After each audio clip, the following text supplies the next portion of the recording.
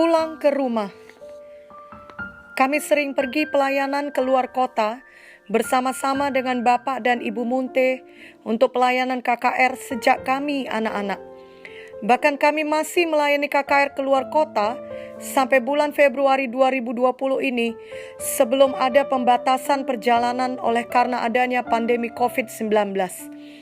Beberapa kali itu merupakan rally KKR keliling Pulau Sumatera, keliling Pulau Jawa, sampai ke Bali, di mana kami berangkat dengan rombongan mobil. Di waktu yang lain hanya keluarga kami yang berangkat dengan pesawat, seperti saat ke Makassar, Kendari, ke Kupang, dan banyak tempat lainnya.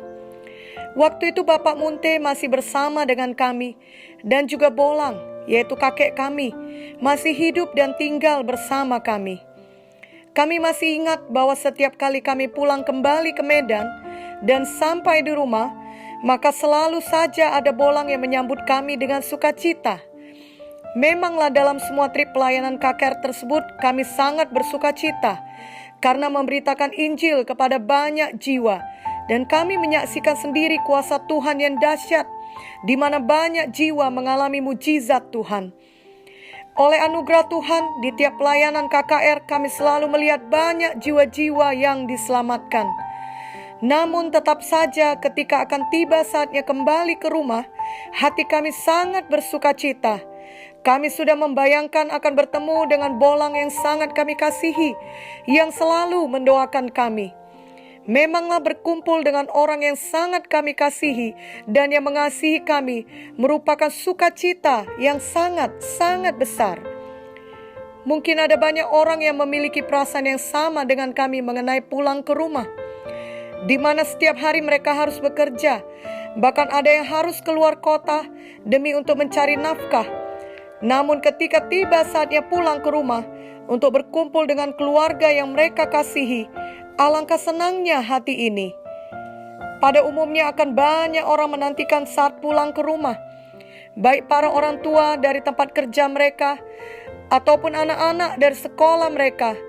Ketika dulu belum ada pandemi COVID-19 di mana anak-anak masih pergi ke sekolah setiap hari.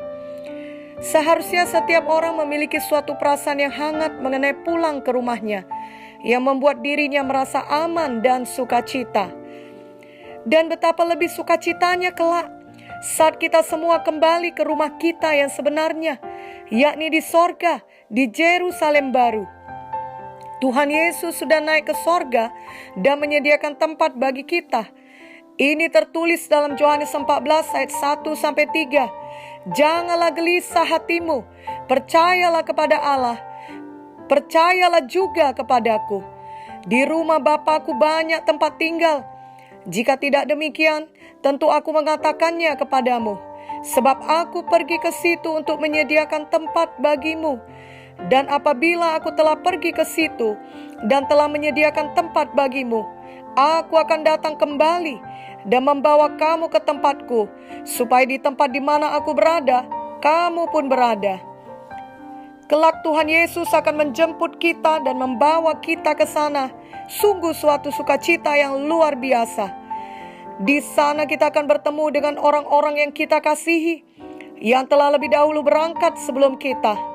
Di sana tidak akan ada lagi perpisahan, penderitaan maupun air mata. Tidak akan ada lagi orang yang berbuat jahat kepada kita. Tidak akan ada lagi dosa dan kejahatan. Tidak ada lagi kelemahan atau penyakit, sebab kita sudah diberikan tubuh baru yang mulia. Tidak akan ada lagi perang ataupun kematian. Bahkan waktu tidak lagi menjadi masalah. Kita hidup kekal dan kita tidak akan pernah menjadi tua. Dan yang terindah, kita semua akan bertemu dengan Tuhan Yesus yang mengasihi kita, yang sudah mati menebus dosa kita. Dialah Sang Juru Selamat kita. Kita akan bersama Tuhan Yesus untuk selama-lamanya. Oh, marilah setiap hari kita mengingatkan diri kita bahwa rumah kita yang kekal bukanlah di dunia ini, namun ada kekekalan di sorga, di Yerusalem yang baru. Adalah baik jika kita mengusahakan mempunyai rumah yang baik, lengkap dengan perabotan yang baik, di lokasi yang baik ketika kita hidup di dunia ini. Namun biarlah kita lebih lagi melakukan semua itu untuk rumah kita di sorga, di Yerusalem baru. Kita semua tahu bahwa ketika kita meninggal dunia, tentulah kita tidak dapat membawa harta, uang, dan semua barang bermerek yang kita miliki di dunia ini ke sorga. Namun apa yang kita berikan kepada orang lain, sehingga hidupnya diselamatkan karena mengenal Tuhan Yesus, lalu hidupnya berubah, hidupnya tertolong, hidupnya bertambah baik, hidupnya terhibur, itulah yang dapat kita bawa kepada kekekalan. Itulah yang akan menjadi upah dan harta kita kelak ketika kita pulang ke rumah kita di sorga. Janganlah merasa susah atau berkecil hati bila saat ini kita tidak memiliki perasaan senang kalau kita kembali ke rumah kita di dunia. Mungkin dikarenakan kita tidak memiliki keluarga yang baik yang menerima kita. Justru sebaliknya, mereka memanfaatkan kita atau bahkan menganiaya kita. Atau mungkin karena rumah yang kita tinggali bukanlah hak milik kita, melainkan kita menumpang di rumah orang lain, atau kita hanya menyewa rumah itu. Jangan merasa susah hati, namun biarlah sejak hari ini kita mendapat pengertian dari firman Tuhan, bahwa yang terpenting adalah saat pulang ke rumah kita yang sebenarnya di sorga, di Yerusalem baru kelak. Itu sebabnya selagi kita masih hidup di dunia ini, marilah kita memberi semua yang dapat kita berikan untuk melayani Tuhan dan jiwa-jiwa. Marilah kita hidup berbuat baik bagi orang lain, sehingga hidup orang lain tersebut juga bertambah baik karena kita hadir dalam hidupnya. Mari kita beritakan Injil keselamatan kepada jiwa-jiwa yang belum mendengarnya. Mari ajarkan firman Tuhan, sehingga jiwa-jiwa bertumbuh menjadi murid Tuhan yang dewasa. Ada banyak hal yang dapat kita berikan. Waktu kita, tenaga kita, materi kita, keahlian kita, bahkan senyuman kita. Semuanya kita sebagai anak-anak Tuhan, baik tua maupun muda, sudah diberikan Tuhan talenta dan sudah diberikan Tuhan suatu tempat di dalam tubuh Kristus lokal. Mari kita pakai kesempatan selama kita hidup di dunia ini untuk melayani Tuhan sebelum kita pulang ke rumah kita di sorga, di Yerusalem baru. Setiap kali kita menabur pemberitaan Injil, menabur pertolongan, menabur kasih, itu semua tidak sia-sia. Kelak kita pasti menuainya. Apa yang ditabur pasti dituai, sebab itu adalah prinsip firman Tuhan.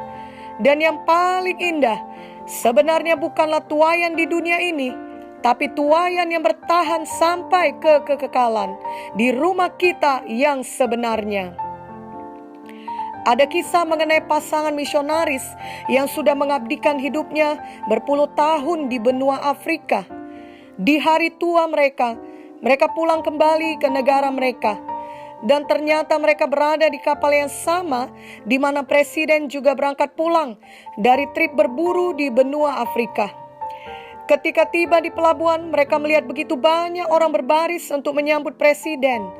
Ada karpet merah, ada musik yang meriah, ada begitu banyak orang berusaha menyalami presiden. Namun tidak ada seorang pun yang menjemput mereka. Tidak ada yang mengenali mereka. Tidak ada yang menyalami mereka. Tidak ada yang peduli kepada mereka. Akhirnya mereka menyelinap pergi dari keramaian, mencari tempat tinggal sederhana yang dapat mereka bayar dengan sisa uang yang mereka miliki. Melihat semua keadaan itu, sang suami menjadi sangat tertekan. Mukanya muram dan ia berkata kepada istrinya, "Ini tidak adil. Presiden pergi ke Afrika untuk berburu, dan ketika ia pulang, begitu banyak orang menyambut dia. Sedangkan kita sudah berpuluh tahun mengabdikan hidup kita melayani jiwa-jiwa di Afrika. Tidak seorang pun memperdulikan kita. Aku tidak tahan dengan keadaan ini. Bahkan aku merasa Tuhan pun tidak peduli pada kita." Istrinya dengan bijak mengatakan agar ia bicara langsung kepada Tuhan mengenai perasaannya itu. Maka ia pun masuk ke kamar.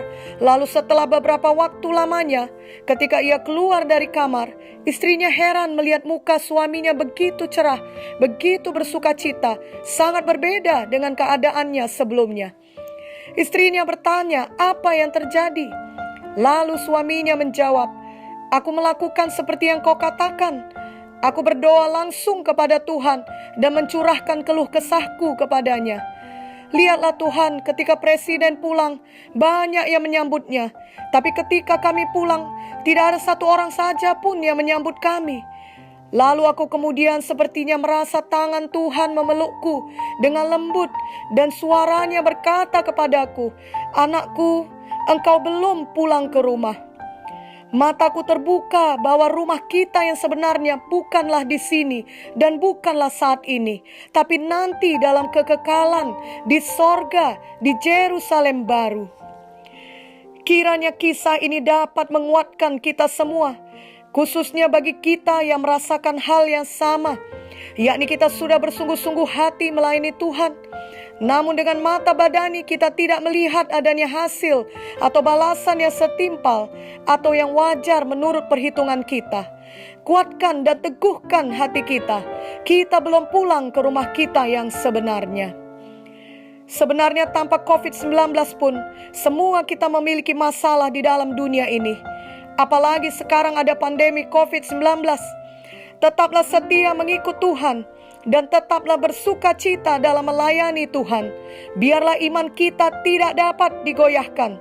Kita ingat firman Tuhan dalam Filipi 4 ayat 12-13. Aku tahu apa itu kekurangan dan aku tahu apa itu kelimpahan. Dalam segala hal dan dalam segala perkara, tidak ada sesuatu yang merupakan rahasia bagiku, baik dalam hal kenyang maupun dalam hal kelaparan, baik dalam hal kelimpahan maupun dalam hal kekurangan. Segala perkara dapat kutanggung di dalam Dia yang memberi kekuatan kepadaku. Janganlah kita fokus pada semua kekurangan, persoalan yang mungkin tak akan ada habisnya selama kita di dunia ini. Tapi biarlah itu semua membentuk kita kepada kedewasaan rohani, sehingga kita menjadi semakin seperti Tuhan Yesus. Dan kemudian pikirkanlah mengenai rumah kita yang kekal di sorga. Kolose 3 ayat 1-2 berkata, "Karena itu, kalau kamu dibangkitkan bersama dengan Kristus, carilah perkara yang di atas, di mana Kristus ada, duduk di sebelah kanan Allah. Pikirkanlah perkara yang di atas, bukan yang di bumi." Mari kita fokus pada hal-hal yang kekal, yakni firman Tuhan dan jiwa-jiwa yang akan tetap bertahan saat kita pulang ke rumah kita yang sebenarnya di sorga kelak. Biarlah saat kita pulang ke rumah kita kelak, kita akan mendengar Bapa berkata kepada kita, seperti yang tertulis dalam Matius 25 ayat 21. "Baik sekali perbuatanmu itu, hai hambaku yang baik dan setia. Engkau telah setia dalam perkara kecil, aku akan memberikan kepadamu tanggung jawab dalam perkara yang besar. Masuklah dan turutlah dalam kebahagiaan Tuhanmu." Amin dan amin.